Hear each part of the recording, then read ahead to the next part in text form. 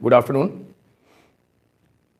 Gravitation में question number 21 बाकी है और एक point dependency of different quantities on distance ये आपका दो चीज़ें बाकी हैं।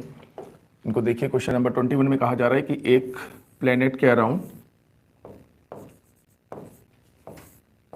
एक सैटेलाइट का मोशन हो रहा है और सैटेलाइट की स्पीड v है।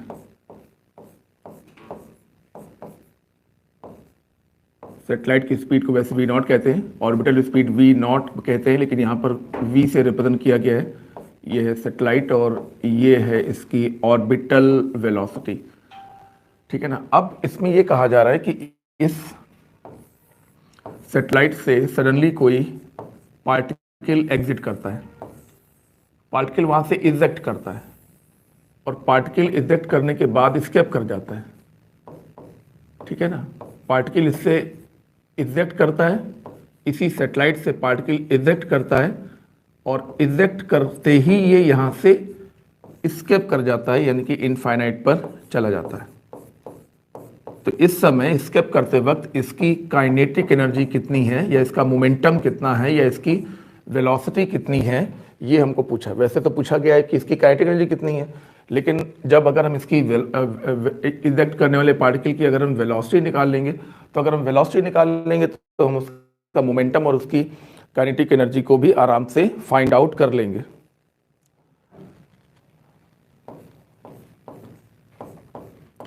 तो इसमें प्रॉब्लम क्या है?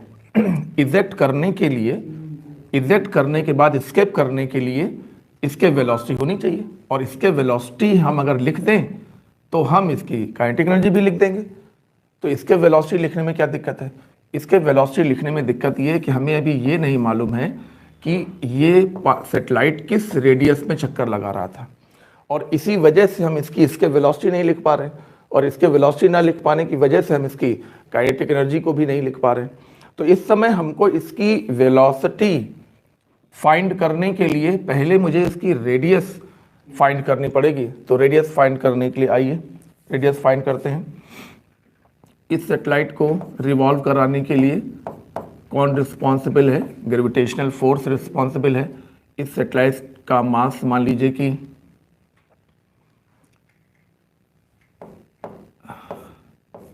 m है। इस सैटेलाइट का मास मान लीजिए कि m है, तो gravitational force will be equal to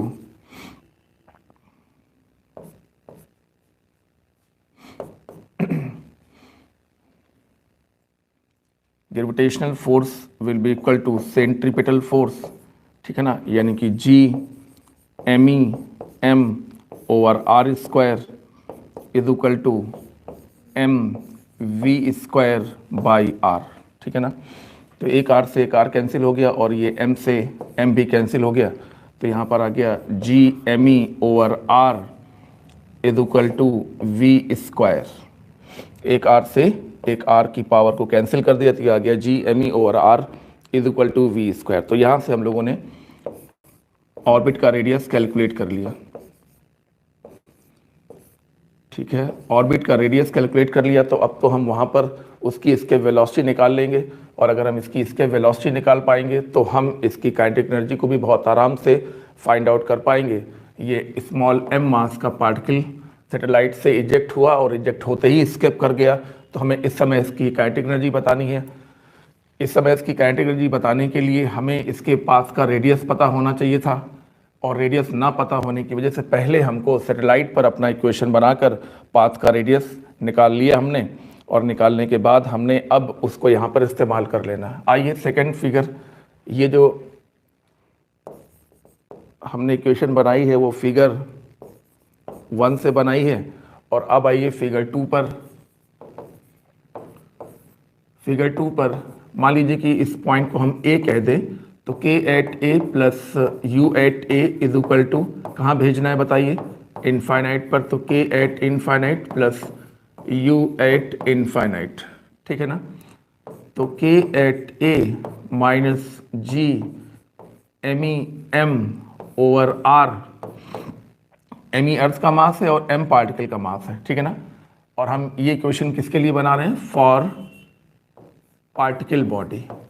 जो पार्टिकल यहाँ से निकला है जिसका मास m है, हम उसके लिए ये इक्वेशन बना रहे हैं। एनर्जी कंजर्वेशन की ये इक्वेशन है जिसमें कहा गया है कि k इनिशियल मतलब k at a plus u at a is equal to k at infinite plus u at infinite.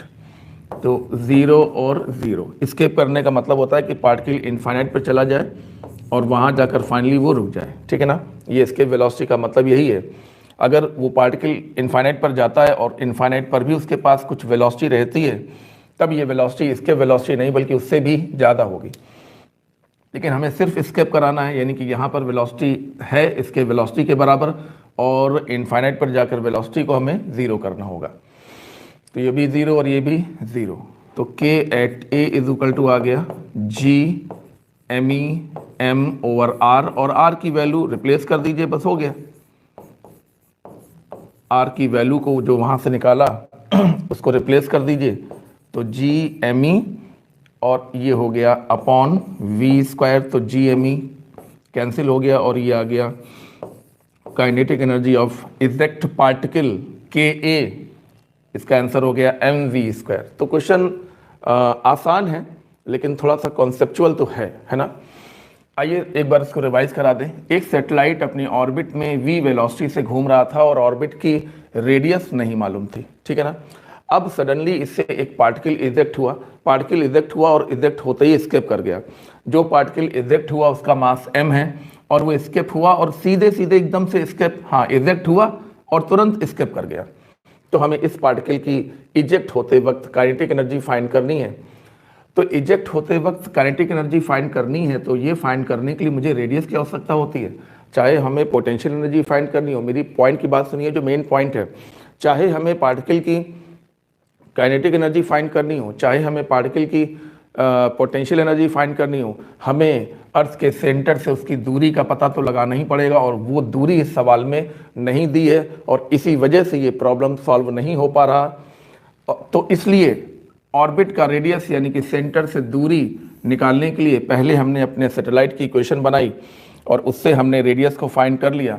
ये v क्वेश्चन में गिवन था लेकिन r क्वेश्चन में गिवन नहीं था, मेन प्रॉब्लम यही है। तो इससे हमने r की वैल्यू निकाल ली है g me upon v square, और उस r को हमने यहाँ पर रख दिया।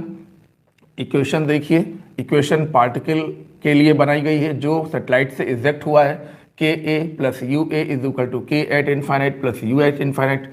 ka हमको फाइंड करना है, ua हमने ये लिख दिया g me m over r। ये देखिए r is equal to 0 plus 0, तो काइनेटिक एनर्जी आ गई g me m over r, और r की वैल्यू जो ये निकाली उसको यहाँ पर रिप्लेस कर दिया और पार्टिकल की काइनेटिक एनर्जी आ गई mv स्क्वायर।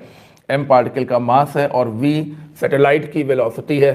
तो पार्टिकल के मास और सैटेलाइट की ऑर्बिटल वेलोसिटी v के फॉर्म में ही हमें काइनेटिक एनर्जी को फाइंड करना था, जो कि हम लोगों ने यहाँ पर फाइंड कर लिया। उसका अगला article escape velocity on the surface of black hole, ये हम लोग ऑलरेडी कर चुके हैं। इलेक्ट्रोस्टैटिक्स का जो बुकलेट है वो ऐप में डाल दिया गया है और ग्रेविटेशन की बुकलेट ऑलरेडी ऑफिस से सबको दे दी गई थी। आइए अब हम लोग डिपेंडेंसी ऑन आर की बात करें।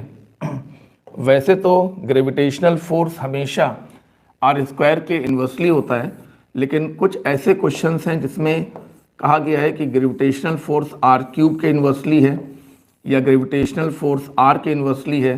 तो ऐसे में वेलोसिटी किसके वेलोसिटी आर पर कैसे डिपेंड करेगी, काइनेटिक एनर्जी आर पर कैसे डिपेंड करेगी और पोटेंशियल एनर्जी आर पर कैसे डिपेंड करेगी, एंगुलर वेलोसिटी कैसे आर पर डिपेंड करेगी, टाइम पीरियड और फ्रीक्वेंसी कैसे आर पर डिपेंड करेगा। आइए इसको सॉल्व करते हैं।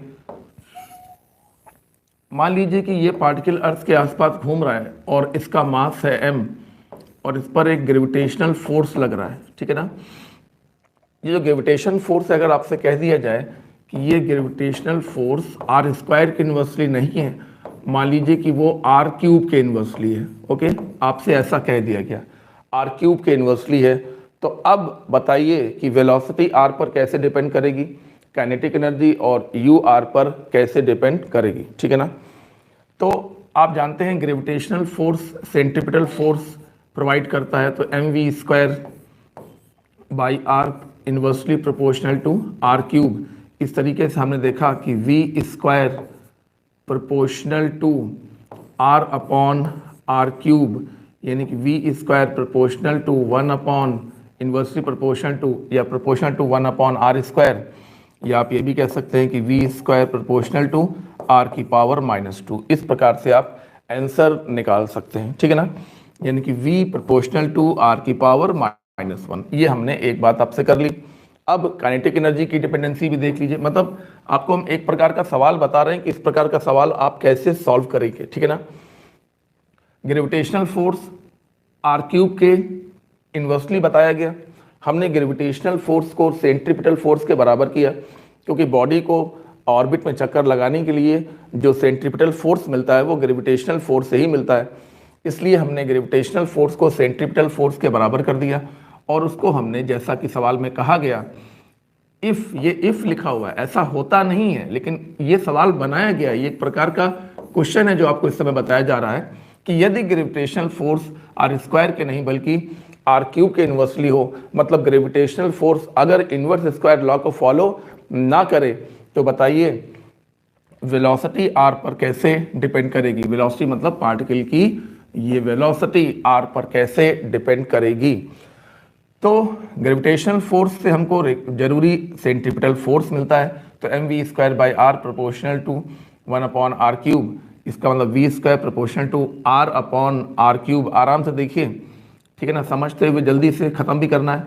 1 अपॉन आर स्क्वायर यानी कि आर की पावर -2 के डायरेक्टली, तो v प्रोपोर्शनल टू आर की पावर -1। अब काइनेटिक एनर्जी किस पे कैसे डिपेंड करेगी, तो काइनेटिक एनर्जी क्योंकि directly proportional to v square होता है, इसका मतलब है कि आर की पावर -1 का स्क्वायर, यानी कि काइनेटिक एनर्जी आर की पावर -2 के डायरेक्टली प्रोपोर्शनल होगी, ठीक है ना। वैसे आपने ध्यान दिया होगा ऑर्बिट में घूमते हुए पार्टिकल की काइनेटिक एनर्जी का फॉर्मूला होता है half G M E M over R, यानी कि काइनेटिक एनर्जी आर के इन्वर्सली होती है, यानी कि आर की पावर -1 के डायरेक्टली होती है। लेकिन यहाँ पर क्या आया बताइए, आर की पावर -2 आया। तो ऐसा आंसर क्यों आया? ऐसा होता है ये हमें मालूम है, लेकिन इस सवाल में ऐसा नहीं हो पा रहा है। क्यों नहीं हो पा रहा है? क्योंकि हमारा जो ग्रेविटेशनल फोर्स है वो आर स्क्वायर के इन्वर्सली नहीं बल्कि आर क्यूब के इन्वर्सली है। मतलब हमारा जो ग्रेविटेशन फोर्स है वो इस सवाल में इन्वर्स स्क्वायर लॉ को फॉलो नहीं कर रहा है, और इसलिए इन्वर्स स्क्वायर लॉ से रिलेटेड रिजल्ट नहीं मिलेंगे, बल्कि कुछ डिफरेंट टाइप के रिजल्ट्स मिलेंगे। उन रिजल्ट्स को बिल्कुल याद नहीं करना है, उन रिजल्ट्स को फाइंड करने का तरीका देख लीजिए और उस तरीके से उसको फाइंड कर लिया करो, ठीक है ना। इसी प्रकार से बात करें पोटेंशियल एनर्जी की, तो पोटेंशियल एनर्जी जो कि काइनेटिक एनर्जी के जैसी ही डिपेंडेंसी में होती है, लेकिन माइनस साइन के साथ होती है, इसलिए आप लिखेंगे -r की पावर -2, सिर्फ माइनस लगा देंगे, क्योंकि आप अच्छी तरह जानते हैं k का फॉर्मूला क्या हुआ करता था, half G M E M over R, और u का फॉर्मूला हुआ करता था -half G M E M over R, यानी कि दोनों में सिर्फ ये अंतर था कि ये r के इन्वर्सली था और ये -r के इन्वर्सली था। तो ये तब होता था जब इन्वर्स स्क्वायर लॉ फॉलो हो रहा होता था, यानी कि काइनेटिक एनर्जी और पोटेंशियल एनर्जी एक दूसरे के बिल्कुल डायरेक्टली प्रोपोर्शन होते थे माइनस साइन के साथ। इसलिए काइनेटिक एनर्जी अगर r की पावर -2 के डायरेक्टली होगी तो पोटेंशियल एनर्जी -r की पावर -2 के डायरेक्टली प्रोपोर्शनल होगी, ठीक है ना। आइए इसी क्वेश्चन में आप कुछ दूसरे एस्पेक्ट्स को देखें, जैसे एंगुलर वेलोसिटी वगैरह को भी देखें। सेम क्वेश्चन है, देखिए अगर gravitational force inverse square law को फॉलो ना करे बल्कि वो मान लीजिए r³ के इन्वर्सली हो, तो आप अब एंगुलर वेलोसिटी पर डिपेंडेंसी देखना चाहते हैं तो आप इसको एंगुलर वेलोसिटी के फॉर्म में लिखेंगे। जैसे पहले तुमने इसको mv स्क्वायर बाई r लिखा था, वैसे अब तुम इसको mr ओमेगा स्क्वायर लिखकर आगे बढ़ सकते हो। 1/r³, तो ये नीचे चला जाएगा तो omega square proportional to 1/r की पावर 4, यानी angular velocity inversely proportional to are की पावर 2, ठीक है ना। ये हो गया एंगुलर वेलोसिटी की डिपेंडेंसी। इसी प्रकार से अगली बात कर सकते हैं हम लोग कि फ्रीक्वेंसी कैसे डिपेंड करेगी। फ्रीक्वेंसी और एंगुलर वेलोसिटी डायरेक्टली प्रोपोर्शन होते हैं, इसलिए ये भी 1/r² के डायरेक्टली प्रोपोर्शनल होगी, है ना। और अब टाइम पीरियड की बात कर सकते हैं। तो टाइम पीरियड क्योंकि f के इन्वर्सली प्रोपोर्शन होता है, यानी कि ये देखिए 1/r² का भी उल्टा 1/r² का भी रेसिप्रोकल, यानी कि r की पावर 2 के डायरेक्टली आएगा। तो अब आप लोग इस प्रकार के क्वेश्चन सॉल्व कर लेंगे। Good afternoon. Voice clear?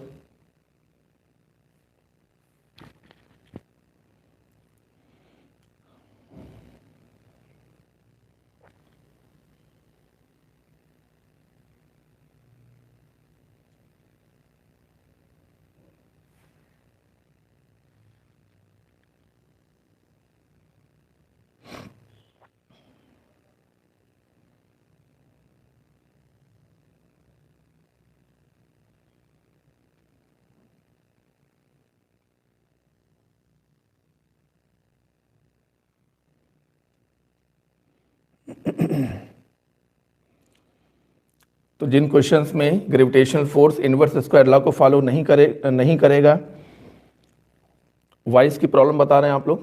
Clear है सर? Vice Prince? अच्छा, वाइस क्लियर है आप कह रहे हैं, ठीक है। तो हम ये कह रहे थे कि जिन क्वेश्चंस में gravitation force inverse square law को फॉलो नहीं करेगा, उस प्रकार के क्वेश्चन आप लोग कर लेंगे।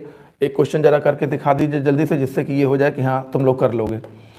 क्वेश्चन ये है कि अगर ग्रेविटेशनल फोर्स r की पावर 4 के इन्वर्सली हो तो बताइए वेलोसिटी और काइनेटिक एनर्जी और पोटेंशियल एनर्जी का r पर क्या डिपेंडेंसी होगी। हाउ वी के and you will depend on r, ये हमको फाइंड करना है अगर ग्रेविटेशनल फोर्स r की पावर 4 के इन्वर्सली हो। प्लैनेट और सैटेलाइट, ये देखिए प्लैनेट का मास और ये उसके आसपास घूमती हुई सैटेलाइट का मास, और ये उसकी ऑर्बिटल वेलोसिटी, और ये उसके घूमने का ऑर्बिट का रेडियस, ठीक है ना। ये यहाँ पर हो गया। तो इसकी वेलोसिटी, इसकी काइनेटिक एनर्जी और इसकी पोटेंशियल एनर्जी r पर कैसे डिपेंड करेगी, ये हमको जल्दी से फाइंड करना है। तो जैसा कि आपको तरीका बताया था कि तुम लोग किस तरीके से जल्दी जल्दी आगे बढ़ोगे, ध्यान से देखिए इसका सलूशन। तो ग्रेविटेशनल फोर्स जैसा कि कहा गया कि r की पावर 4 के इन्वर्सली है, तो इसको हमने लिख दिया mv² r, क्योंकि ग्रेविटेशनल फोर्स से ही हमको घूमने के लिए जरूरी सेंट्रीपिटल फोर्स मिलता है। तो इस प्रकार से v² प्रोपोर्शनल टू r/r की पावर 4, इसका मतलब है v² प्रोपोर्शनल टू 1/r³। ये आपका सही आंसर होगा। और रूट ले लेंगे तो r की पावर 3/2 हो जाएगा, जिसको चाहेंगे तो r की पावर -3/2 लिख सकते हैं, या ऐसे ही छोड़ दीजिए, ठीक है ना। तो ये क्लियर हो गया। अब देखिए जो काइनेटिक एनर्जी होता है वो क्योंकि v² के डायरेक्टली प्रोपोर्शनल होता है, यानी कि v² के डायरेक्टली प्रोपोर्शन, यानी कि प्रोपोर्शनल टू 1/r³। और जो पोटेंशियल एनर्जी होता है वो काइनेटिक एनर्जी के डायरेक्टली प्रोपोर्शनल होता है, लेकिन माइनस साइन के साथ। मेरी बात को समझिए, पोटेंशियल एनर्जी काइनेटिक एनर्जी के डायरेक्टली प्रोपोर्शन माइनस साइन के साथ होता है, यानी कि जब काइनेटिक एनर्जी घट रही होती है तो पोटेंशियल एनर्जी बढ़ रही होती है। तो यही आंसर आप माइनस साइन के साथ दे देंगे, यानी कि -1/r³ के इन्वर्सली। इस प्रकार से हम क्वेश्चंस को बहुत इजी गोइंग तरीके से सॉल्व कर लेंगे। आइए इस क्वेश्चन में अब ऑर्बिटल एंगुलर वेलोसिटी, है ना, और फ्रीक्वेंसी और टाइम पीरियड की बात भी यहाँ पर कर लें।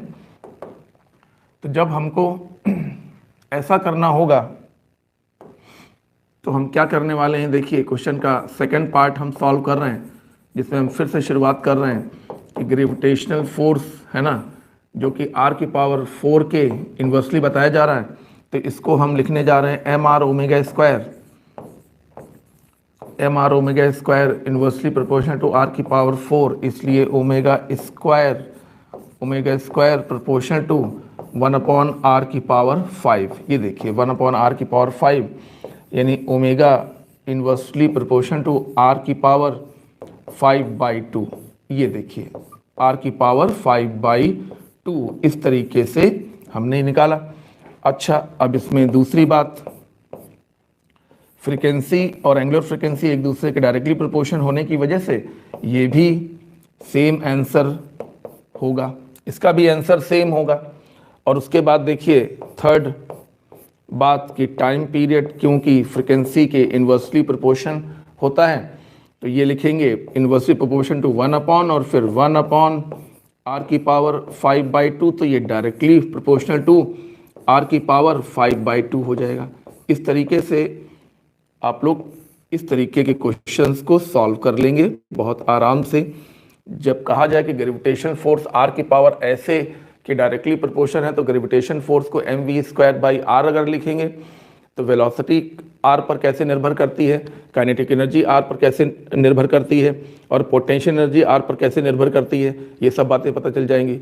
और अगर तुमने दिए गए ग्रेविटेशन फोर्स को mr ओमेगा स्क्वायर से रिप्लेस कर दिया तो एंगुलर वेलोसिटी की आर पर डिपेंडेंसी, फ्रीक्वेंसी की आर पर डिपेंडेंसी और टाइम पीरियड की आर पर डिपेंडेंसी को आप तेजी से कैलकुलेट करते और फाइंड करते चले जाएंगे। क्वेश्चन कठिन नहीं है लेकिन इंपॉर्टेंट क्वेश्चन है।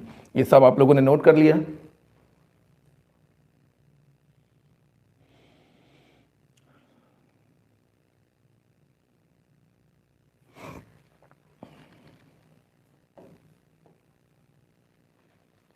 ये नोट कर लिया भाई।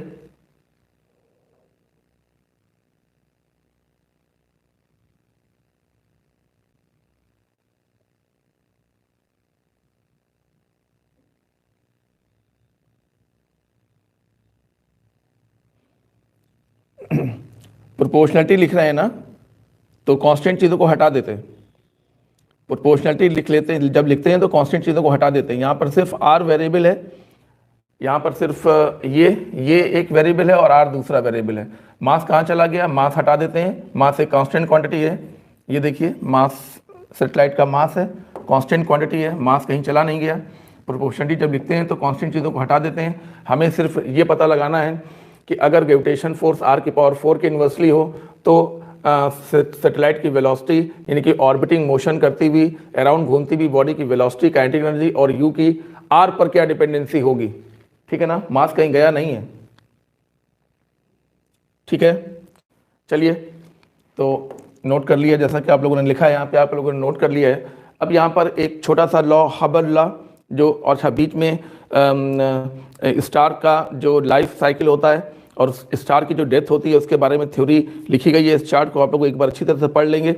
ठीक है ना, कि एक स्टार कैसे बनता है और वो कैसे ब्लैक होल में और न्यूट्रॉन स्टार में कन्वर्ट होता है। तो ये एक बिल्कुल थ्योरी की बात है। और हम लोग अब आखिरी बात करेंगे हबल लॉ की। हबल एक साइंटिस्ट जो कि गैलेक्सीज के बारे में जिन्होंने बहुत स्टडी किया और उन्होंने अपने एक्सपेरिमेंट से ये पता लगा लिया कि गैलेक्सीज के बीच की जो डिस्टेंस है वो लगातार बढ़ रही है, गैलेक्सीज एक दूसरे से दूर जा रही हैं। ठीक है ना, तो उन्होंने उनका रिलेटिव वेलोसिटी को कैलकुलेट किया, यानी कि इसकी वेलोसिटी v1 और इस गैलेक्सी की वेलोसिटी v2 और इनके बीच की डिस्टेंस r, और उन्होंने ये पाया कि उनका जो वेलोसिटी ऑफ रिसीजन है, रिलेटिव वेलोसिटी ऑफ रिसीजन, वो r के डायरेक्टली प्रोपोर्शनल है। मतलब बहुत एक्सपेरिमेंट करने के बाद उन्होंने इस छोटे से नियम को बनाया और वो नियम हबल लॉ के नाम से जाना जाता है। प्रोपोर्शनलिटी हटाने पर जो हम कांस्टेंट लगाते हैं that is called Hubble constant. तो इससे क्वेश्चन बहुत ही सिंपल आता है क्योंकि इस रूल में कुछ करने को ज़्यादा है ही नहीं है। दो गैलेक्सीज हैं, उनका रिलेटिव वेलोसिटी ऑफ सेपरेशन उनके बीच की दूरी के डायरेक्टली प्रोपोर्शनल होता है, ये इन्होंने कहा। ठीक है ना, तो अगर एक छोटा सा क्वेश्चन दिया जाए यहाँ पर कि ये दो गैलेक्सीज हैं, ये दो गैलेक्सीज हैं और इनके बीच की दूरी इस समय r है ना, और इनका जो वेलोसिटी ऑफ सेपरेशन है वेलोसिटी ऑफ सेपरेशन वो इस समय मान लीजिए कि VR1 है, और उसके बाद जब इन गैलेक्सीज के बीच की दूरी बढ़कर 4R हो गई, जब इन गैलेक्सीज के बीच की दूरी बढ़कर 4R हो गई, पहले R थी और अब कितनी हो गई 4R हो गई, तब इनका वेलोसिटी ऑफ सेपरेशन क्या होगा, तब इनका वेलोसिटी ऑफ रिसीजन क्या होगा। तो हबल लॉ से आप इस बड़े आसान क्वेश्चन को बहुत इजी तरीके से सॉल्व कर सकते हैं। मतलब लॉ कठिन बिल्कुल भी नहीं है, बहुत कठिनाई के बाद ये लॉ बनाया गया था, लेकिन ये लॉ कठिन नहीं हो पाया। ये देखिए VR1 upon VR2 is equal to R1 upon R2, क्योंकि डायरेक्टली प्रोपोर्शन है, यानी कि R/4R, तो R से R कैंसिल करा देंगे और 1/4 रिजल्ट आएगा। तो ये कंक्लूड हो गया है चैप्टर। एक सवाल आप अलग से नोट करिए, इसको भी नोट कर लीजिए। पहले बीच की डिस्टेंस R है और अब उनके बीच की डिस्टेंस 4R है, गैलेक्सीज के बीच की डिस्टेंस। तो अब अगर पहले वेलोसिटी ऑफ रिसीजन, पहले वेलोसिटी ऑफ सेपरेशन, ये रिलेटिव वेलोसिटी होती है, वेलोसिटी ऑफ सेपरेशन VR1 है, तो अब इस डायग्राम को देखकर बताना है कि अब velocity of separation, velocity of separation अब क्या होगा, यानी कि VR2 क्वेश्चन मार्क, यानी कि फाइंड करो।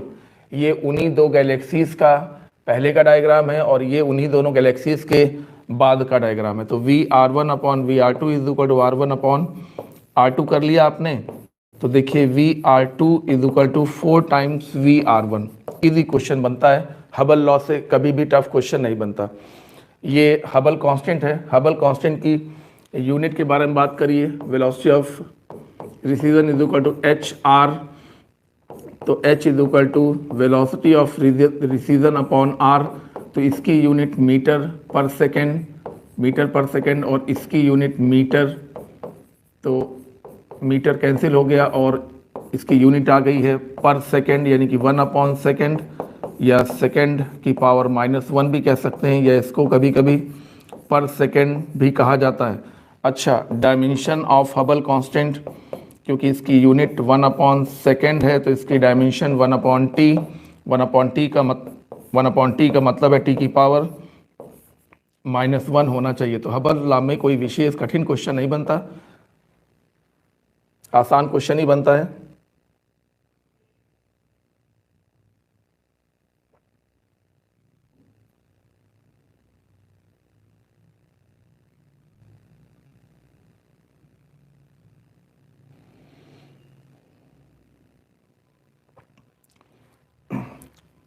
चलिए एक क्वेश्चन आपको देते हैं।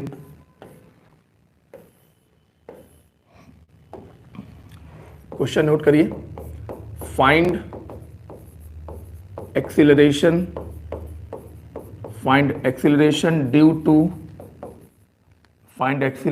Due to gravity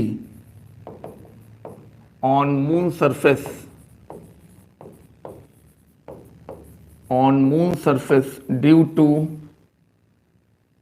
due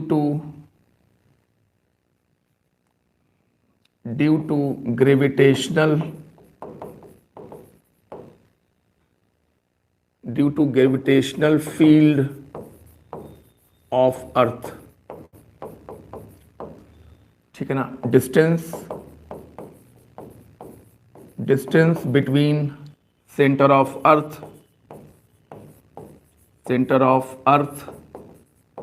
and moon surface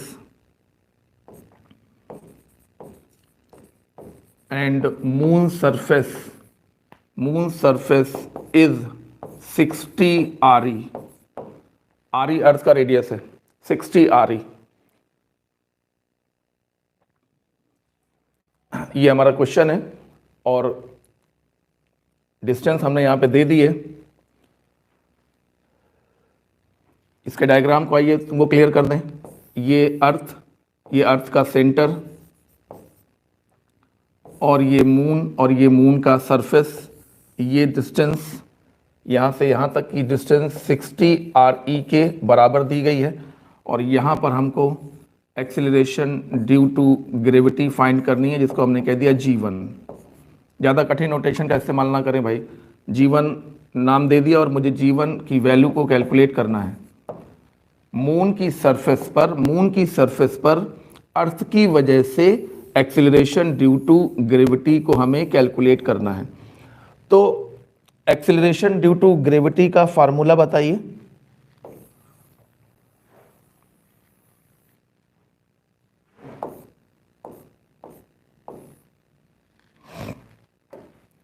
चलिए, एक्सेलरेशन ड्यू टू ग्रेविटी का फॉर्मूला होता है G_me/r², जैसा कि आपको मालूम होगा। तो G_me मालूम है ना, ये सेंटर से दूरी, ये देखिए, ये r और r की वैल्यू दी गई है 60 RE के बराबर। यहाँ से यहाँ तक की दूरी लगभग 60 RE के बराबर बता दिया गया है। तो ये हो जाएगा 60 RE और इसका होल स्क्वायर, तो 1/3600, और उसके बाद G_me/RE का स्क्वायर।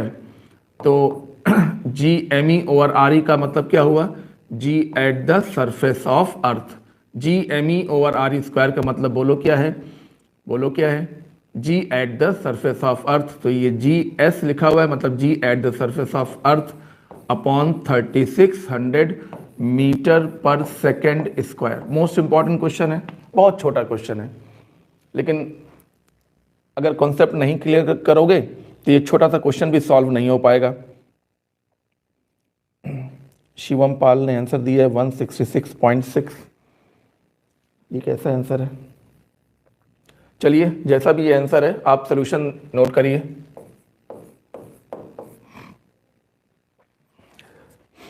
जल्दी से सोल्यूशन को नोट करिए।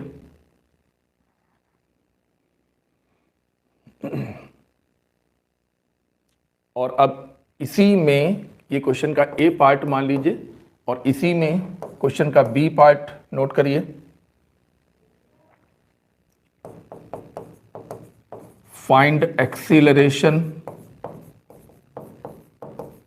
Due to gravity, find acceleration due to gravity on moon surface,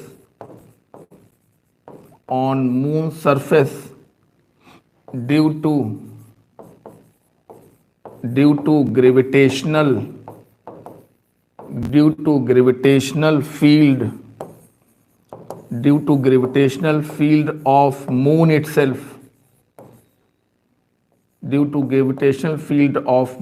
itself, खुद मून की वजह से मून की सरफेस पर एक्सीलरेशन ड्यू टू ग्रेविटी का मान बताइए।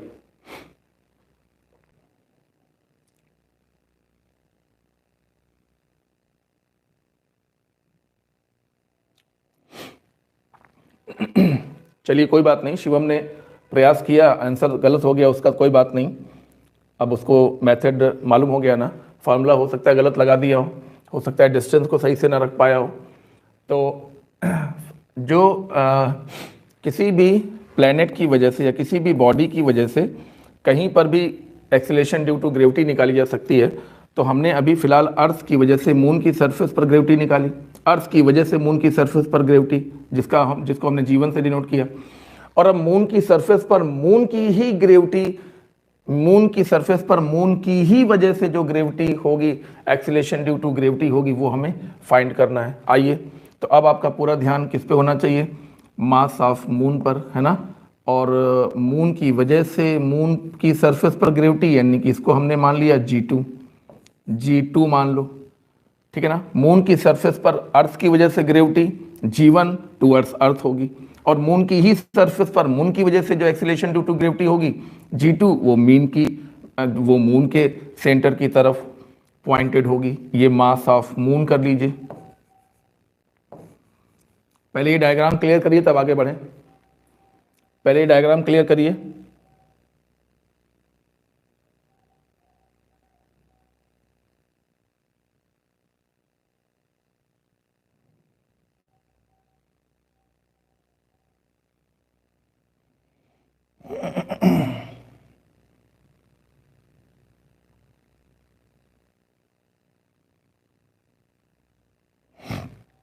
ओके ओके चलिए, तो अब मून की सरफेस से, हाँ बता रहा हूं, मून की सरफेस से, मून की सरफेस पर मून की वजह से ही एक्सीलरेशन ड्यू टू ग्रेविटी हमको लिखना है। आपको अभी हम एक डेटा देते हैं, देखिए ये है मास ऑफ मून स्मॉल m के नीचे स्मॉल m लिखा हुआ है।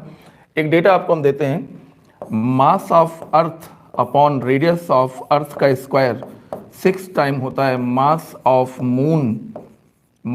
Moon upon radius of moon का स्क्वायर। ये रिलेशन क्वेश्चन में लिख लो, गिवन दैट, ये फैक्ट रिलेशन है, मतलब ये सत्य रिलेशन है और ये सवाल में दिया हुआ है। अब आपको क्वेश्चन सॉल्व करना है। तो आइए G2 लिखने की कोशिश करें। G mass of moon upon radius of moon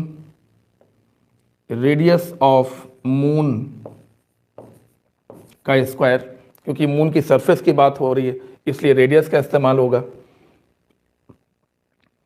moon की वजह से मून की सरफेस पर बात हो रही है तो मून का ही मास इस्तेमाल होगा और मून का ही रेडियस इस्तेमाल होगा। मून की सरफेस पर जब अर्थ की वजह से निकालना था, ठीक है ना, तो अर्थ के मास का इस्तेमाल हुआ था और दूरी का इस्तेमाल हुआ था। मून की सरफेस पर मून की ही वजह से अगर एक्सीलरेशन ड्यू टू ग्रेविटी निकालने की बात होगी तो मास का मून इस्तेमाल होगा और मून का ही मास इस्तेमाल किया जाएगा और मून का ही रेडियस इस्तेमाल किया जाएगा। अब जब देखिए ये कितना है, मून का मास अपॉन मून की रेडियस का स्क्वायर, यानी कि 1/6 टाइम्स अर्थ का मास और अर्थ की रेडियस का स्क्वायर। ये स्टेप सबसे इंपॉर्टेंट स्टेप वहां से निकाल के यहां पे रखा गया। मून का मास अपॉन मून के रेडियस का square is equal to 1/6 time earth का मास और अर्थ के रेडियस का स्क्वायर। तो ये 1/6 GME अपॉन RE स्क्वायर। अरे GME अपॉन RE स्क्वायर क्या होता है? ये तो अर्थ की सरफेस पर एक्सीलरेशन ड्यू टू ग्रेविटी होता है, GS, यही तो होता है। आप GS को देखिए, कितना इंपॉर्टेंट डायग्राम आपके सामने बना हुआ है। अर्थ की वजह से अर्थ की सरफेस पर ग्रेविटी GS, अर्थ की वजह से मून की सरफेस पर ग्रेविटी G1 और मून की वजह से ही मून की सरफेस पर ग्रेविटी G2 आपके सामने यहां पर लिखा हुआ है, ठीक है ना। तो ये आंसर आ गया GS/6। GS का मतलब है अर्थ की वजह से अर्थ की सरफेस पर ग्रेविटी, जिसको आप लोग 9.8 या लगभग 10 से रिप्रेजेंट करते हैं। क्या ये सोल्यूशन सभी को क्लियर हो गया है? G/6 डायरेक्टली ही आपको मालूम रहता है, वो मुझे पता है कि आपको G/6 डायरेक्टली मालूम रहता है, लेकिन उसको कैसे निकाला गया ये तो आपको पता करना पड़ेगा ना, ये तो आपको पता रखना होगा। इसलिए मैंने आपको सोल्यूशन बता दिया है। Amar Chaudhary, Shivam Pal, G/6, Manu G/6, G' is equal to, बिल्कुल ठीक है, G2 is equal to G/6। Okay ठीक है, क्लियर है। तो हर सिंह भी कह रहे हैं कि क्लियर है, तो बहुत अच्छी बात है, क्लियर है। और चलिए अब हम लोग शुरू करेंगे आज इलेक्ट्रोस्टैटिक्स। उसका PDF आप लोगों को रिपीट कर दी। अच्छा देखिए भाई, अगर रिपीट करेंगे तो एकदम आप पहले नोट कर लीजिए, उसके बाद हम अलग डायग्राम बनाएंगे, डायग्राम को थोड़ा और बड़ा बनाएंगे। पहले आप नोट कर लीजिए, हम अब इसको अभी रिपीट कर दे रहे हैं, ठीक है।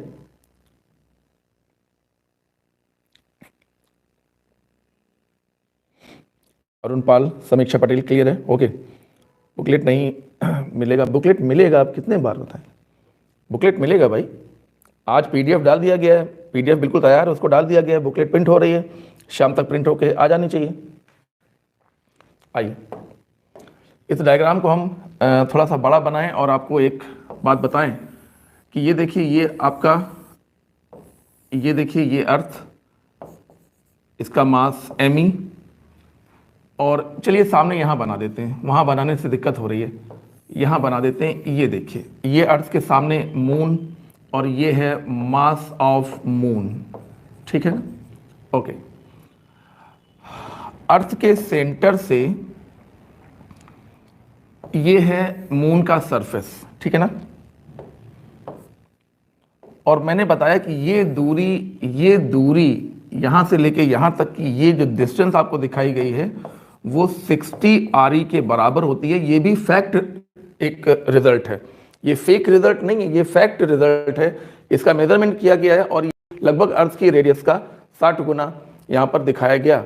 और मुझे क्या क्या फाइंड करना है, मुझे मून की सरफेस पर अर्थ की वजह से एक्सीलरेशन ड्यू टू ग्रेविटी, और मुझे मून की सरफेस पर खुद मून की वजह से एक्सीलरेशन ड्यू टू ग्रेविटी। ये देखिए जिसको मैंने G2 नाम दिया, जिसको हमने नाम दिया G2, ठीक है ना। जबकि अर्थ की वजह से अर्थ की सरफेस पर ग्रेविटी। इस डायग्राम को देखिए, ये कितना प्योर डायग्राम है और आपको ये सब जानना बहुत जरूरी है। जरा अपने मन में जरा बताइए कि क्या क्या है ये अर्थ की वजह से अर्थ की सरफेस पर ग्रेविटी, जिसको हम लोग GS कहते हैं, जिसकी वैल्यू 9.8 होती है।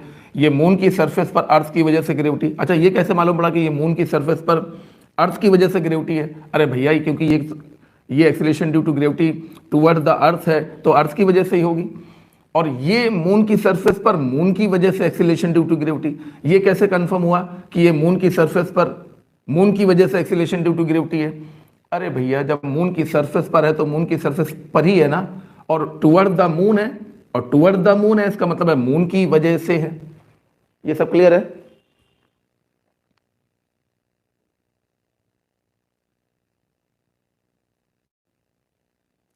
सपना सिंह, मुनमुन कुशवाहा, क्लियर है? ये मतलब ये डायग्राम आप लोगों को सब क्लियर है, ठीक है। आइए यहां पर दो डिटेल आपको दिए गए। ME अपॉन RE square of earth is equal to होता है 6 times mass of moon upon radius of moon का स्क्वायर। ये डेटा आपको गिवन था और साथ ही साथ R की वैल्यू आपको गिवन थी 60 times radius of the earth के बराबर। ये दो डेटा आपको दिए गए हैं और हमें फाइंड करना है G1 और G2। चलिए, तो जैसा कि आपने कहा कि रिपीट कर दीजिए, तो मैं रिपीट कर रहा हूं, लेकिन इस बार जरा ध्यान से देखिएगा भाई। तो G1 मून की सरफेस पर अर्थ की वजह से, तो मास लिया जाएगा अर्थ का और दूरी ली जाएगी, अर्थ के सेंटर से दूरी ली जाएगी G1 निकालने के लिए। G1 निकालने के लिए मास लिया जाएगा अर्थ का और अर्थ के सेंटर से इस पॉइंट की दूरी स्मॉल r का स्क्वायर हमने यहाँ पर किया, तो ये हो गया GME अपॉन 60 RE का स्क्वायर, ठीक है ना। यानी कि G1 अपॉन 3600 है ना, और फिर GME अपॉन RE का स्क्वायर। तो ये GME अपॉन RE स्क्वायर क्या होता है, आप बताइए क्या होता है? GME अपॉन RE स्क्वायर होता है अर्थ की सरफेस पर एक्सीलरेशन ड्यू टू ग्रेविटी, अर्थ की सरफेस पर अर्थ की वजह से एक्सीलरेशन ड्यू टू ग्रेविटी, जिसका मान होता है 9.8। तो ये आपको क्लियर हो गया। आइए अब G2 निकालें। G2 निकालना ही तो मुख्य था, G1 निकालना तो आसान था, ये G1 निकालना तो आसान था, मेन तो है G2 निकालना, क्योंकि मून की सरफेस पर मून की ही ग्रेविटेशनल फील्ड की वजह से जो एक्सीलरेशन ड्यू टू ग्रेविटी है वो हमें कैलकुलेट करनी है। तो इसी में आप लोग गलती कर सकते हैं। अब क्योंकि मून की सरफेस पर मून की वजह से लेना है, इसलिए मास किसका होगा? मून का, और रेडियस किसका लिया जाएगा? मून का। अच्छा, मून का रेडियस क्यों लिया जाएगा? क्योंकि हमें सेंटर से दूरी लेनी होती है, सेंटर से दूरी लेनी होती है। तो मून के सेंटर से मून के सरफेस की दूरी यानी कि रेडियस ऑफ द मून, ये जो आपके सामने है, उसको लिया जाएगा। अब आप यहां तक पहुंच गए, यहां तक पहुंचने के बाद मामला फंस गया, लेकिन तब आपने देखा कि आपको ये डिटेल दिया गया था। जब आपको वो डिटेल मालूम था तो आपको उसको लेकर आगे बढ़ना है, आगे काम को करना है। तो mass of earth upon radius of earth के स्क्वायर के रेशियो का 1/6, ठीक है ना। जब आपने ये काम किया तो आपने पाया कि 1/6 GME अपॉन RE स्क्वायर, और ये लिखा हुआ है G at the surface of earth due to earth itself. This is G at the surface of earth due to earth itself, ठीक है ना। तो GS/6 आ गया, इसको मैंने रिपीट कर दिया है, अब क्लियर हो गया होगा, ठीक है। ऐसे ही ग्रेविटेशन के क्वेश्चंस आपको बीच बीच में कोई ना कोई क्वेश्चन दे के कराते रहेंगे। और अब आ जाइए इलेक्ट्रोस्टैटिक्स का बुकलेट आज शाम तक आप लोग ले लीजिएगा, ठीक है ना। स्टार्ट कर देते हैं, ठीक है। तो पहले कुछ थ्योरेटिकल बातें हैं उनको देख लीजिए कि एक what exist inside a metal body, electrostatics का पहला चैप्टर जिसमें Coulomb's law, electric field and potential के बारे में आपको गहराई के साथ जानकारी दी जाएगी विद एग्जांपल्स विद क्वेश्चंस, ठीक है ना। तो पहला इसका जो टॉपिक रहेगा वो कूलम्स लॉ, उसके बाद आएगा इलेक्ट्रिक फील्ड, उसके बाद आएगा इलेक्ट्रिक पोटेंशियल एनर्जी। तो इतने आगे तक की बात करने के बजाय बेहतर है कि हम लोग टॉपिक को स्टार्ट करें। Some basic points, what exist inside a metal body, एक मेटल बॉडी के अंदर क्या चीज एग्जिस्ट करती है, क्या होता है। तो देखिए एक मेटल बॉडी के अंदर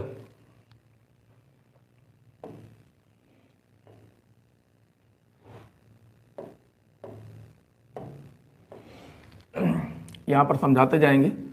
एक मेटल बॉडी के अंदर नहीं, पीडीएफ से नहीं पढ़ाएंगे, हर चीज़ बनाएंगे, यहाँ बना के समझाएंगे, बताएंगे। बस ये है, बता दिया है कि पीडीएफ देखिए पड़ा हुआ है। जैसे मैंने अभी पीडीएफ खोला, आप लोग ऐप से पीडीएफ को तुरंत इसी वक्त खोल लीजिए, या नहीं ठीक है रहिए मत खोलिए। बुकलेट जब शाम तक या कल मॉर्निंग तक जरूर मिल जाएगी, तो उससे पढ़ लीजिएगा। अभी यहाँ पर बोर्ड पे ध्यान दीजिए, ठीक है ना। एक मेटल बॉडी के अंदर देखिए क्या होगा।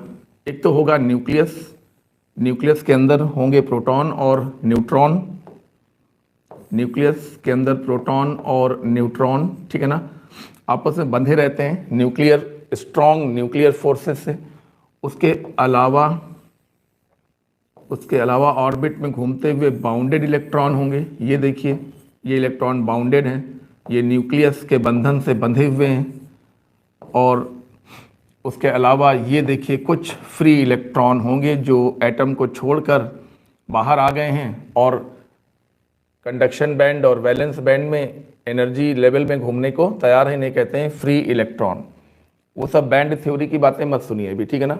अभी ये कहिए कि एक मेटल के अंदर क्या क्या है। एक मेटल के अंदर न्यूक्लियस है, न्यूक्लियस के आसपास ऑर्बिट में घूमते हुए बाउंडेड इलेक्ट्रॉन्स हैं, और कुछ इलेक्ट्रॉन ऐसे हैं जिन्होंने एटम को छोड़ दिया है। हाँ, ये एटम बना हुआ है, एटम को छोड़ दिया है, एक एटम दिखाया गया है, और इस एटम को कुछ इलेक्ट्रॉनों ने छोड़ दिया है और बन गए हैं फ्री इलेक्ट्रॉन। और जब हम बैटरी लगाएंगे, हाँ जब हम एनर्जी देंगे, बैटरी लगाएंगे, तो तुरंत ये फ्री इलेक्ट्रॉन चलने लगेंगे, और इन तारों में करंट फ्लो होने लगेगा, ठीक है ना। तो ये मेटल के अंदर का सिर्फ एक जरा सा पार्ट शो किया गया है, और ऐसे लाखों एटम मेटल के अंदर हैं, और लाखों न्यूक्लियस हैं, लाखों इलेक्ट्रॉन्स हैं जो ऑर्बिट में घूम रहे हैं, और लाखों फ्री इलेक्ट्रॉन्स हैं जो कंडक्शन करने के लिए, करंट फ्लो कराने के लिए बिल्कुल तैयार बैठे हुए हैं। और जब हम बैटरी लगाएंगे तो ये फ्री इलेक्ट्रॉन इलेक्ट्रिक फील्ड के अपोजिट चलने लगेंगे, और इस मेटल में करंट फ्लो होने लगेगा। कब? जब हम अप्लाई करेंगे यहाँ पर बैटरी। ये देखिए बैटरी अप्लाई कर दी, यहाँ पर एक बल्ब भी लगा दिया, ये पता करने के लिए कि करंट बह रहा है कि नहीं बह रहा। तो जैसे ही हमने एक अच्छी बैटरी लगाई तो यहाँ पर एक इलेक्ट्रिक फील्ड पैदा हो गई, और इलेक्ट्रिक फील्ड ने इलेक्ट्रॉनों पर फोर्स लगाया अपने अपोजिट, और ये सारे फ्री इलेक्ट्रॉन इलेक्ट्रिक फील्ड के अपोजिट मूव करने लगे, और इलेक्ट्रिक फील्ड के अपोजिट मूव करते ही यहाँ पर करंट फ्लो होने लगा इन तारों में, और ये बल्ब ग्लो करने लगा, ठीक है ना। तो अभी मैंने आपको सिर्फ ये बताया कि एक मेटल किन चीज़ों से मिलकर बना होता है। एक मेटल बहुत सारे एटम से मिलकर बना होता है। आप यही लाइन सुनना चाहते थे ना कि एक मेटल बहुत सारे एटम से मिलकर बना होता है। हाँ, एटम से मिलकर बना होता है, पर हम तो उसके अंदर जाकर बात कर रहे हैं। ये एटम है और ये एटम का न्यूक्लियस है, तो न्यूक्लियस के अंदर क्या है? प्रोटॉन और न्यूट्रॉन, ये बाउंडेड हैं, ये अंदर ही रहेंगे, और ये ऑर्बिट में घूमते हुए बाउंडेड इलेक्ट्रॉन्स हैं, ये करंट फ्लो कराने में हेल्प नहीं करते, और ये वो इलेक्ट्रॉन हैं जो किसी वजह से मेटल को एटम को छोड़कर बाहर निकल गए हैं। मेटल के अंदर हैं पर एटम से बाहर निकल गए हैं, और इसलिए इन इलेक्ट्रॉनों को हम कहते हैं फ्री इलेक्ट्रॉन, और इन्हीं इलेक्ट्रॉनों की वजह से इस तार में करंट बहेगा जब हम बैटरी लगाएंगे, तब करंट बहेगा, ये बल्ब ग्लो करने लगेगा इन इलेक्ट्रॉनों के मोशन की वजह से। इसलिए इनको हम लोग फ्री इलेक्ट्रॉन या कंडक्शन इलेक्ट्रॉन के नाम से जानते हैं, जबकि ये इलेक्ट्रॉन ऑर्बिट में घूमते रहते हैं और कंडक्शन में पार्टिसिपेट नहीं करते। ठीक है ना। आइए अब आपसे बात करते हैं कि न्यूट्रल बॉडी क्या होती है और पॉजिटिवली और नेगेटिवली चार्ज बॉडीज क्या होती हैं। तो अगर किसी बॉडी के अंदर या किसी मेटल के अंदर जो टोटल नंबर ऑफ जो प्रोटॉन्स होंगे, और अगर वो टोटल नंबर ऑफ इलेक्ट्रॉन्स के बराबर हों, तो उस बॉडी में कोई नेट चार्ज नहीं होगा, क्योंकि जितना चार्ज प्रोटॉन पर होता है पॉजिटिव, उतना ही चार्ज इलेक्ट्रॉन पर होता है नेगेटिव। तो अगर किसी भी बॉडी के अंदर, बॉडी आप कैसी भी ले लीजिए, बॉडी ऐसी ही लेना कोई ज़रूरी थोड़ा ना है। ये कोई, मान लीजिए कि ये कोई बॉडी है ना, ये लीजिए। अगर इस बॉडी के अंदर टोटल प्रोटॉनों की संख्या टोटल इलेक्ट्रॉनों की संख्या के बराबर है, इन टोटल नंबर ऑफ इलेक्ट्रॉनों में कौन कौन से इलेक्ट्रॉन शामिल हैं बताइए। टोटल नंबर ऑफ बाउंडेड भी इसी में है, bounded electrons plus total number of free electron, दोनों इसमें शामिल हैं। Free electrons, total number of bounded electron और total number of free electron, इनका जो टोटल सम है वो नंबर ऑफ प्रोटॉन्स के अगर बराबर है तो उस मेटल में कोई नेट चार्ज नहीं होगा और हम कहेंगे कि वो मेटल बिल्कुल न्यूट्रल है। ठीक है ना। अब अगर किसी वजह से वो मेटल अपने कुछ इलेक्ट्रॉनों को लूज कर दे,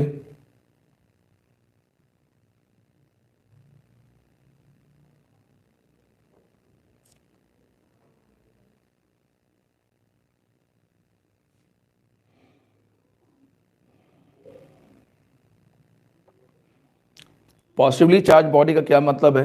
पॉजिटिवली चार्ज बॉडी का मतलब है कि अगर किसी वजह से बॉडी के कुछ इलेक्ट्रॉन लूज हो जाएं तो इलेक्ट्रॉनों की संख्या कम हो जाएगी और प्रोटॉनों की संख्या वही पुरानी बनी रहेगी, और इलेक्ट्रॉनों की संख्या प्रोटॉनों से कम हो जाएगी और बॉडी कहलाएगी पॉजिटिवली चार्ज। अब किस वजह से इलेक्ट्रॉन लूज कर सकते हैं, जैसे हमने उस मेटल को किसी कपड़े से रगड़ा, कपड़े से रगड़ने से कुछ इलेक्ट्रॉन बाहर चले गए, कपड़े में चले गए, तो मेटल में इलेक्ट्रॉनों की कमी हो गई और प्रोटॉन पुराने जितने थे उतने ही बने रहे, और इलेक्ट्रॉनों की कमी हो गई तो वो मेटल बन गया पॉजिटिवली चार्ज। ठीक है ना। मेटल से जा सकते हैं तो केवल इलेक्ट्रॉन जा सकते हैं, मेटल पे आ सकते हैं तो इलेक्ट्रॉन आ सकते हैं। प्रोटॉन ना जा सकते हैं ना आ सकते हैं। क्यों नहीं जा सकते ना आ सकते हैं? क्योंकि वो न्यूक्लियस के अंदर हैं, वो न्यूक्लियस के अंदर बाउंडेड हैं, वो कहीं ना जा सकते हैं ना कहीं आ सकते हैं। तो अगर आना है तो इलेक्ट्रॉनों को, और अगर मेटल से बाहर जाना है तो इलेक्ट्रॉनों को जाना है। अब अगर किसी बॉडी में कुछ बाहर से कुछ इलेक्ट्रॉन आ जाएं, किसी मेटल बॉडी में बाहर से कुछ इलेक्ट्रॉन आ जाएं, तो टोटल इलेक्ट्रॉनों की संख्या प्रोटॉनों से ज़्यादा हो जाएगी और वो मेटेलिक बॉडी अब नेगेटिवली चार्ज्ड बॉडी बोली जाएगी। तो अगर किसी मेटल में प्रोटॉनों की संख्या इलेक्ट्रॉनों की संख्या के बराबर है तो उस पर नेट चार्ज 0 होगा और हम कहेंगे कि वो मेटेलिक बॉडी न्यूट्रल बॉडी है। अगर किसी मेटेलिक बॉडी से कुछ इलेक्ट्रॉन किसी वजह से बाहर निकल जाएं तो इलेक्ट्रॉनों की संख्या थोड़ी सी कम रह जाएगी प्रोटॉनों से, और हम कहेंगे कि बॉडी पॉजिटिवली चार्ज हो गई। और अगर किसी मेटल में कहीं से इलेक्ट्रॉन आ जाएं, किसी वजह से इलेक्ट्रॉन आ जाएं, तो इलेक्ट्रॉनों की संख्या प्रोटॉनों से थोड़ी सी ज़्यादा हो जाएगी और हम कहेंगे कि body become negatively charge, metal become negatively charge. तो ये पॉजिटिव, नेगेटिव और न्यूट्रल होने की एक जानकारी आपको यहाँ पर दी गई। अब आप ये समझिए कि सेम टाइप का चार्ज एक दूसरे को रिपेल करता है, ये सभी को मालूम है। ये दोनों बॉडीज पॉजिटिवली चार्ज हैं तो ये एक दूसरे को रिपेल करेंगी और इस फोर्स का नाम होगा इलेक्ट्रोस्टैटिक फोर्स। ठीक है ना। और अगर दोनों बॉडीज में अपोजिट चार्ज है, मतलब एक बॉडी पॉजिटिवली चार्ज है और दूसरी बॉडी नेगेटिवली चार्ज है, ठीक है ना, तो अब ये दोनों एक दूसरे को अट्रैक्ट करेंगे। अब ये दोनों एक दूसरे को अट्रैक्ट करेंगे और इस अट्रैक्टिव फोर्स का नाम भी क्या होगा? Electrostatic force. ठीक है ना। चार्ज की वजह से जो रिपल्शन या अट्रैक्शन लगता है उस फोर्स को हम लोग कहते हैं इलेक्ट्रोस्टैटिक फोर्स, और मास की वजह से जो अट्रैक्शन या रिपल्शन लगता है उस फोर्स को हम लोग कहते हैं ग्रेविटेशनल फोर्स।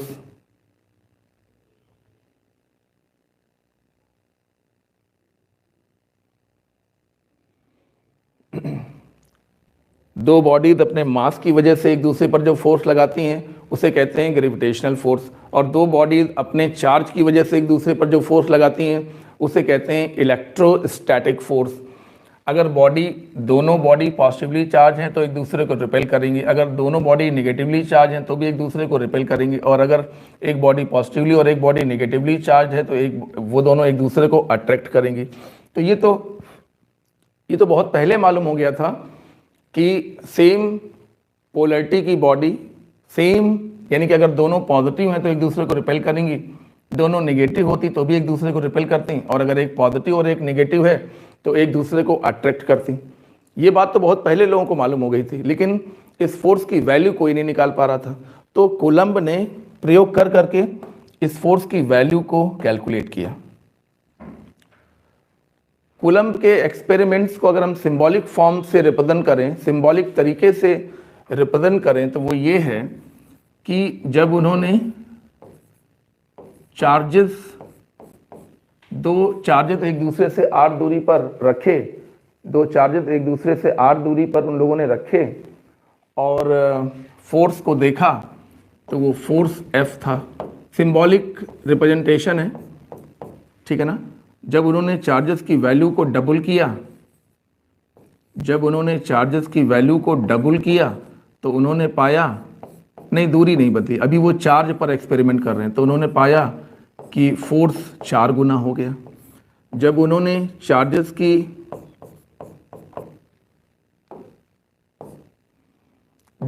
चार्जेस की वैल्यू को ट्रिपल किया, ये कूलम्ब के एक्सपेरिमेंट का सिंबॉलिक एक्सप्लेनेशन है, सिंबॉलिक तरीके से बस इसको रिप्रेजेंट किया जा रहा है।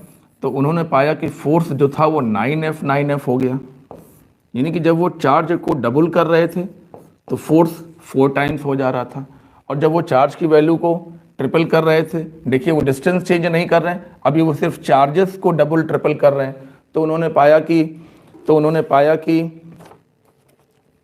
ये क्लास के बाद देख लेंगे, है ना, और फिर इसको प्रिंट कर देंगे, यही देना है बच्चों को। तो उन्होंने जब चार्जेस की वैल्यू को ट्रिपल किया तो उन्होंने पाया कि फोर्स 9 टाइम्स हो गया। तो इस एक्सपेरिमेंट से उन्होंने ये निष्कर्ष निकाला कि जो फोर्स है वो केवल Q1 पर नहीं और केवल Q2 पर नहीं, बल्कि Q1 और Q2 के प्रोडक्ट पे डिपेंड कर रहा है। एक तो उन्होंने ये निष्कर्ष निकाला। उनके प्रयोग का जो दूसरा पार्ट था वो भी यहाँ पर सिंबॉलिकली रिप्रेजेंट किया जा रहा है कि उन्होंने जब डिस्टेंस को R रखा तो फोर्स F था।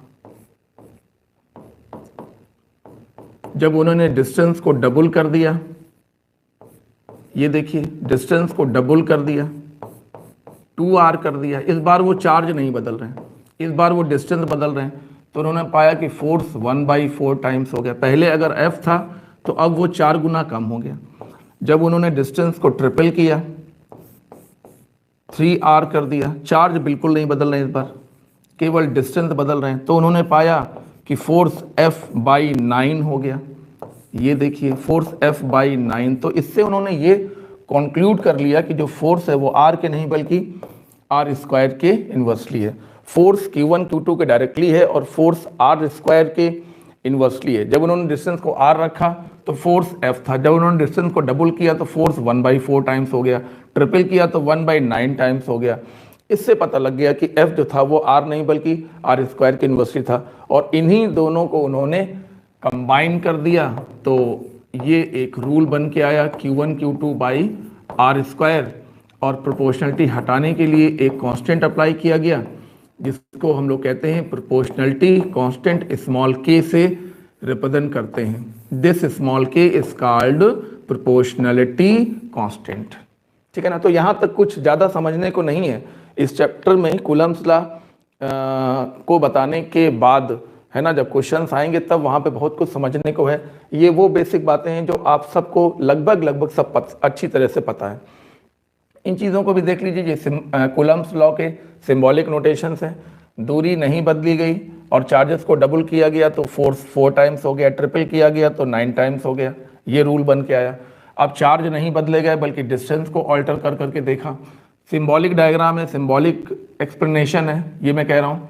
दूरी r है तो फोर्स F है, दूरी 2r है तो फोर्स F/4 हो गया, दूरी 3r है तो फोर्स F/9 हो गया। तो ऐसा करने से, ये रिजल्ट देखने से ये पता लगता है कि जो फोर्स है वो r नहीं बल्कि r² के इन्वर्सली है, और इन दोनों को कंबाइन कर दिया तो ये बन गया, और प्रोपोर्शनलिटी हटाने के लिए प्रोपोर्शनलिटी कांस्टेंट को लगा दिया गया और ये कूलम्ब लॉ बोला जाता है। ठीक है, यहाँ पर k की वैल्यू रखनी पड़ेगी। तो इन SI सिस्टम, SI में k को कहते हैं 1/4 पाई एप्सिलॉन नॉट, और इसकी वैल्यू सभी को मालूम है 9 × 10⁹ न्यूटन मीटर स्क्वायर पर कूलम्ब स्क्वायर। ये यूनिट कहाँ से आ गई? F = K Q1 Q2 by r² है ना। तो K की यूनिट क्या होगी? K की यूनिट होगी FR²/Q1 Q2। FR²/Q1 Q2 का मतलब बता दीजिए। ये हो गया, देखिए न्यूटन मीटर स्क्वायर, और ये देखिए क्या नीचे क्या लिखा है? कूलम्ब का स्क्वायर। न्यूटन मीटर स्क्वायर पर coulomb square, newton metre square पर कूलम्ब स्क्वायर। ये K की यूनिट इंपॉर्टेंट है, न्यूटन मीटर स्क्वायर पर कूलम्ब स्क्वायर।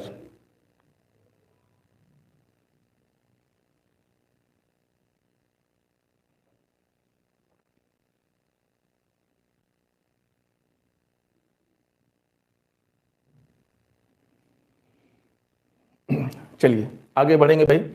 तो ये K की SI यूनिट में K का नोटेशन है 1/4 पाई एप्सिलॉन नॉट, और इसकी वैल्यू है 9 × 10⁹ न्यूटन मीटर स्क्वायर पर कूलम्ब स्क्वायर, जिसको आप लोग 10⁻⁻7 c² भी कह सकते हैं, और यूनिट वही रहेगी न्यूटन मीटर स्क्वायर पर coulomb square. Newton metre square पर कूलम्ब स्क्वायर। यहाँ पर c क्या है? यहाँ पर c स्पीड ऑफ लाइट है।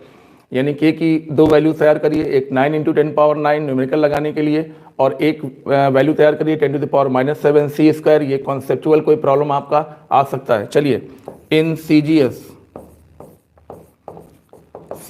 यूनिट में आप K को लिखेंगे 1/4 पाई एप्सिलॉन नॉट, लेकिन इसकी वैल्यू को आप लिखेंगे 1, और यूनिट होगा न्यूटन की जगह पर डाइन, मीटर स्क्वायर की जगह पर सेंटीमीटर स्क्वायर, और पर state coulomb square, state coulomb square.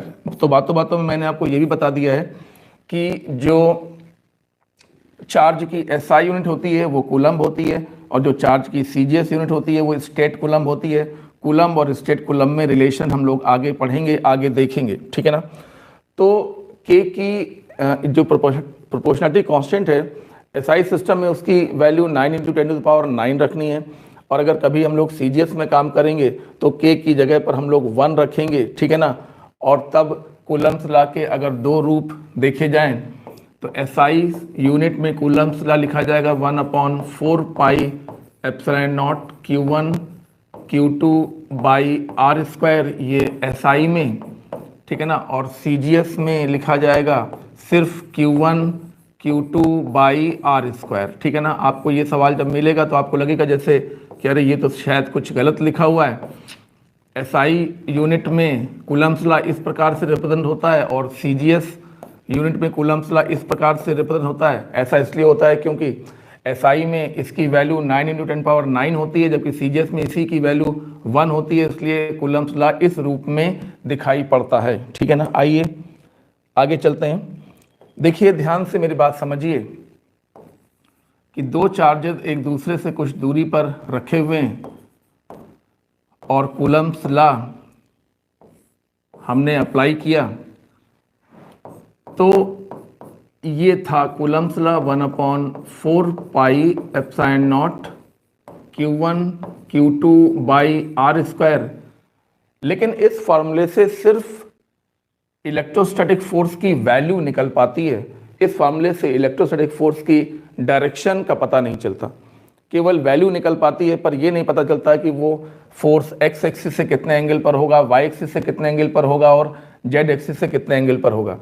तो अगर आपको फोर्स के मान के साथ साथ फोर्स की डायरेक्शन भी पता करनी है तो आपको कूलम्ब्स लॉ का वेक्टोरियल फॉर्म पता होना चाहिए, यानी कि कोलम्बियन फोर्स वेक्टोरियल फॉर्म में आपको निकालना चाहिए, तब आपको फोर्स की वैल्यू और डायरेक्शन दोनों का पता चलेगा। तो आइए इस फोर्स को हम लोग वेक्टोरियल फॉर्म में फाइंड करें। ये एक चार्ज Q1 है, चार्ज दूसरा वाला Q2 है।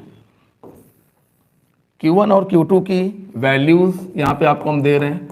Q1 9 माइक्रोकूलम और Q2 3 माइक्रोकूलम, ठीक है ना। और Q1 की जो लोकेशन है,